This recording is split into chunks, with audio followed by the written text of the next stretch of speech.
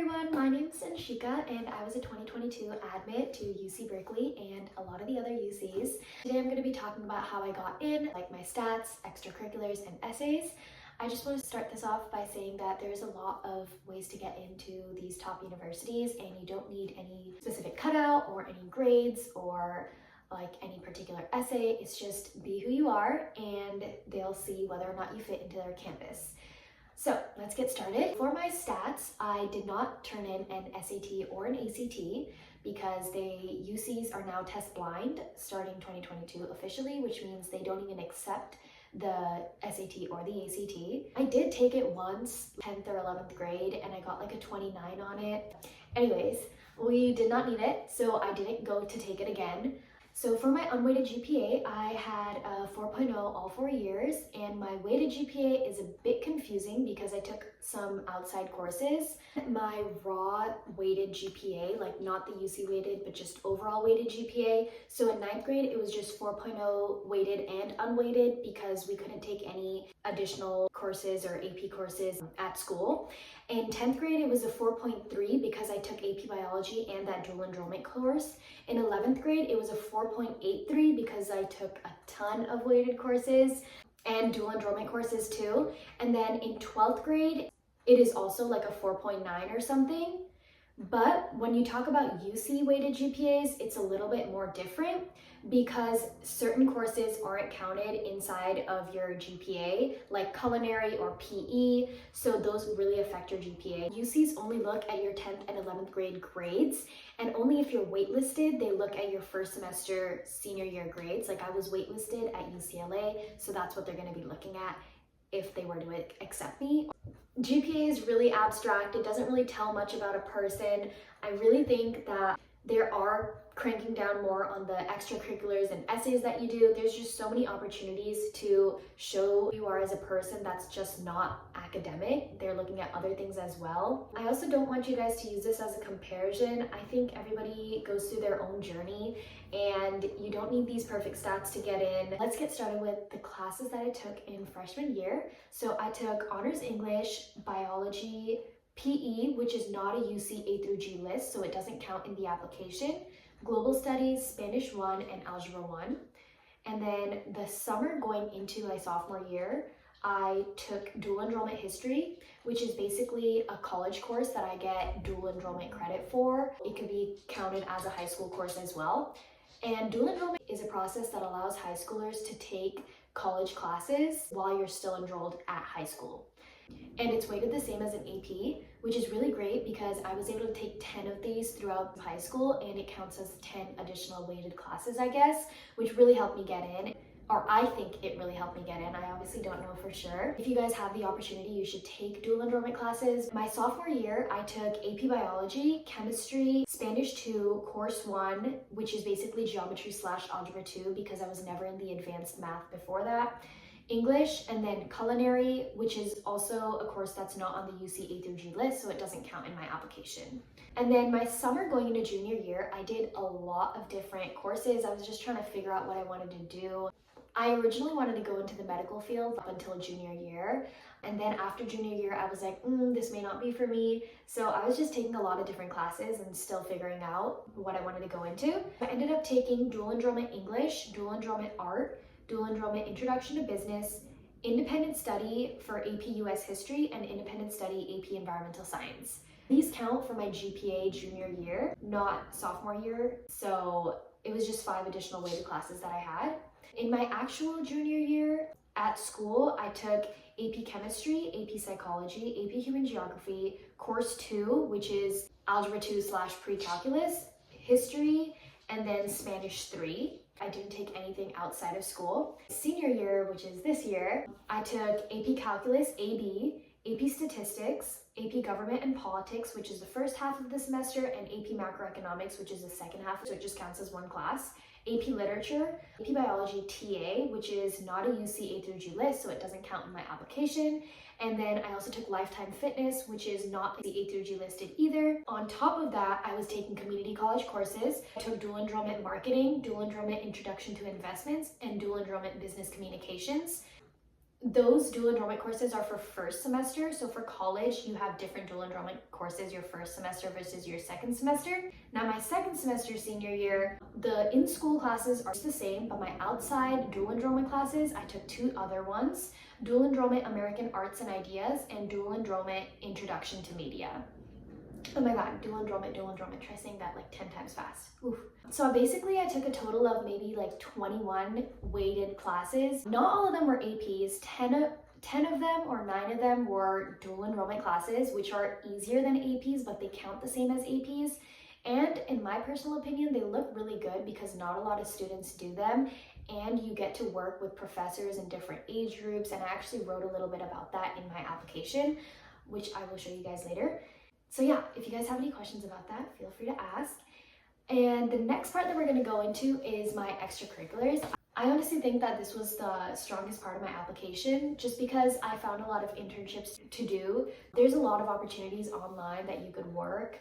I was even able to get an internship in like Texas for business administrations, I think. Something like that. That was my title. So yeah, search high school internships. It's definitely something that you should do if you can. Make a LinkedIn account. It's really easy, accessible, and you could find so many interesting people on there and opportunities online. I'm filming this on another day because I realized that I forgot to talk about all my extracurriculars. Here they are. And this is the correct order that I put them in. They say that the order doesn't matter, though personally I did the ones that I was most active in and I think were the biggest to the least, and then I did my awards and honors. I had a total of 15 extracurriculars and 5 awards that I talked about, and these are like summer camps, internships, volunteer work, basically anything. So my first one was BioBombs, which was a nonprofit that I created. And my second one was Aspiring Scholars Directed Research Programs. I did it for biology because I thought that that's what I was going to be doing. So I just wanted to add this in there to show that I did explore other interests and found that I wanted to do economics. My next one was an ambassador at the Town Hall Book Center, where I reviewed books before they were released and got to write my opinions on them. English is something that I want to minor in college, so this helped tie in why I wanted to do that minor, and I wrote one of my essays about minoring in English, so this extracurricular really connects. The next one was at a tech company, VCA, and I was a business development intern. And here I was creating graphics, developing marketing media, connecting students to boot camps and things like that. Basically, when you're writing these extracurriculars, you have one place where you write what the organization is about, and the next is your job responsibilities. And I do want to say that wording matters a lot, like the way you write what you did. You can say, I volunteered 100 hours, or you can say what you specifically volunteered for, if that makes sense. Instead of just saying I created social media posts, I wrote it as created graphics for social media posts, developed marketing campaigns to combat gender inequality, connected students to IT boot camps via email marketing, designed webinar presentations. So you have to use these keywords. There's probably like a whole list of them. They help better show what you've done instead of using like simple words. And then my next one was Abercrombie and Fitch / Hollister. I worked as a brand representative. And then I had Red Cross. I was the publicity officer at my club, and I volunteered over 100 hours at their clinics. Another example of something that you should do is quantify everything that you're doing. So instead of just saying I introduced a lot more people to Red Cross, you could be like, helped increase club membership by 300%, raised $1,000 in 7 months. So you can use these key analytics to show what you've done to help the club. Then my next one was Sports High, which was a marketing internship. Next one was Quest competition host / project manager, where we hosted a competition across Tri-Valley with like 40 companies. The next one was Bollywood Ensemble, a club at my school, and I was the public relations / outreach officer. Then we have the Urban Garden Initiative. I was the director of partnerships, and it's for environmental sustainability, things like that. And it was just something I did for fun. It doesn't really connect to the other things that I've done, though it's still showing that I cared for my community. And I really enjoyed my experience there. My next one was Music for Seniors. It connects to my dance and guitar extracurricular as well. So here we just sang at the senior home, recorded videos and things like that. My next was jazz plus Bollywood dancer for 10 plus years. I talked about the different competitions that I did. The next one was a business that I created through network marketing and how I was just exploring different ideas that I had over quarantine. I had a lot of time on my hands. So how I would research price comparison charts and create spreadsheets about ideal choices for people. My next one was a VHS link leader, which is basically where we helped high schoolers, like ninth graders, transition from middle school to high school, and it can show leadership. And then I was the business analytics manager, something like that, for this company called Revitine, which was a startup by this student in a neighboring school, and it was just a bunch of high schoolers interning for free to help connect other high schoolers to internships and opportunities. So I got to work with SEO optimization, outreach techniques, partnering with companies, and working with grants from investors. And then my major award was the Sandia Women's Connection Award. I was awarded this by Miss Barnett, one of my favorite teachers. 2 girls in 11th grade at my school, so it was pretty hard to get, I guess. I quantified it, like 1 out of 350 students wins this award, blah, blah, blah. My next award was AP Scholar with Honor. All those AP tests that you take, you could definitely easily get one of these awards, as long as you put in the time and get a 3, 4, or 5 on at least 3 APs, I believe. The next one was the Presidential Award, which is what I got from volunteering for so many hours at Red Cross. My next one was the Blue Star Award, which came through this Neolit mental health ambassador work that I did, and it basically came from the CEO.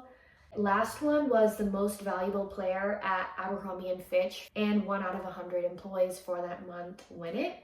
At the end, you gotta describe or add a couple words. You want to explain anything more. And in this space, I talked about why I decided to take classes outside of my school, because it might be a little, why is she taking so many classes outside of school? But I explained how my interests in like economics and business, like there aren't any classes for those interests inside of my school that are rigorous. So I decided to go to my local community college and take classes in a more diverse setting, and how I got to talk to professors during that time and just experience classes with different age groups, backgrounds, and interests. Explain anything that you feel needs an explanation in your application, because you don't want to have to leave them guessing or questioning, because it could turn in a negative manner sometimes. That's kind of it. So those were all my extracurriculars.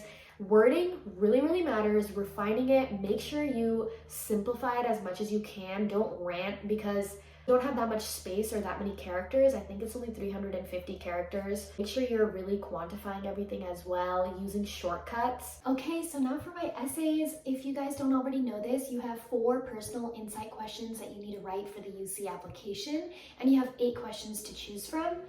I'll do like a brief overview of what I wrote in each of my essays. And it's basically 4 350-word essays. The first prompt that I answered was, think about an academic subject that inspires you. Describe how you have furthered this interest. So in this essay, I talked about how I want to minor in English and why I want to do that. And I connected it to my love for writing and how writing and reading takes me into these portals or like different worlds. I can just read through my first paragraph. So I titled all of my essays, Portals. At the age of 14, I was abducted by an elf. I traversed through dangerous forests, decoded complex riddles, and unearthed my powers. I became one with Sophie Foster and channeled her intellect and courage to face my own problems. Courtesy to Keeper of the Lost Cities by Shannon Messenger. Her words funneled me into a portal, carrying me to another world. Inspired by authors like Colleen Hawke, who wove Indian mythology into descriptive writing, and Shakespeare, who taught me that there's no singular way to write a novel, I crafted my own portals. I scrawled words as they tumbled through my brain, quickly filling empty slates with 12-point Times New Roman font. So that's just the introduction to my essay. Now that I'm looking back at it, there was probably things that I could have changed about it, but you know, it got me in, so it worked. My next essay that I wrote about is on communication, and the prompt is, what would you say is your greatest talent or skill? How have you developed? So I said that communication was my greatest talent or skill. And my first paragraph to this one is, during my usual runs to Panda Express, I am reminded that individuals are like fortune cookies, similar on the outside, but each revealing original ideas. Okay, so that was just my first sentence, but basically I connected my favorite restaurant, Panda Express, to communication and fortune cookies. It was like a really crazy idea that I had, but it worked. And I showed how the University of California will introduce me to like a plethora of people and how I want to communicate my ideas and express myself and immerse into this body of people basically. And I ended with a quote that would have come out of my fortune cookie, and it's communicate wisely is your key to success. So that was just my ending. I feel like my endings for all my essays were really conclusive, so it like drew a full circle, and I really like that. My next essay prompt was, what have you done to make I talked about my community a better place, and it means to be a part of a bigger whole. And I talked about how my name is who I am, like I am a part of a whole. And my group that I'm a part of a whole in is gender equality and fighting for it, gender equality. So I joined an internship at this company, VCA, as a business development intern. And I talked about how I was able to empower women by creating equal opportunities and contributing to my community in this way. My last essay prompt was, every person has a creative side and it can be expressed in many ways. Problem solving, original and innovative thinking, and artistically, to name a few. For this, I talked about Instagram. I really enjoyed posting on there. I used to make money on there before, now I'm kind of on the downside. I just haven't been posting as often. But I basically talked about how I love photography, editing, taking pictures, expressing myself through this medium.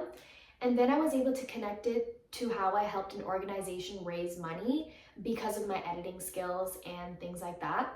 At the end, I tried entwining like why the University of California is the perfect place for me to take these skills to. Those were like a little bit of the beginnings of my essays. I can read it all out in probably another video because that would just make this really long. But yeah, so let me know.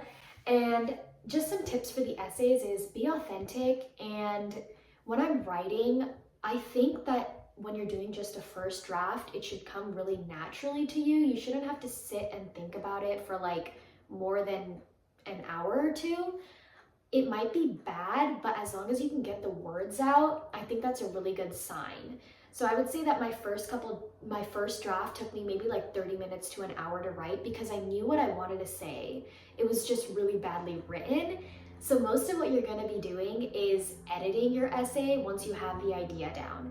And don't be afraid to do things, I don't want to say last minute, but like take your time on it. Like you don't have to finish by summer. I know that over the summer, all I did was probably my Common App essay, but even then it was like, I was like half trying. I wasn't really like doing it. It's kind of like a zone you have to be in to finish your essays. And I definitely crammed before Thanksgiving break, right before submitting my UC application. So I was just like reworking, rewriting, editing, and having some people, but not too many people look through my essay. I probably just had like 2 of my best friends look through it, college counselor and 1 UCLA alumni, just those couple people.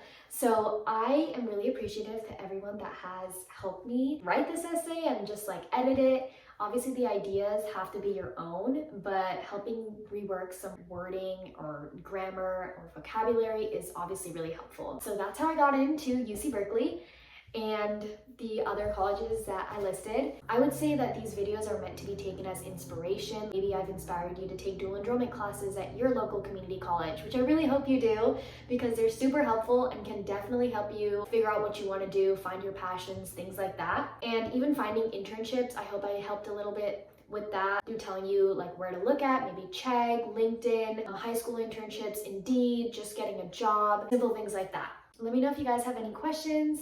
Thanks for watching.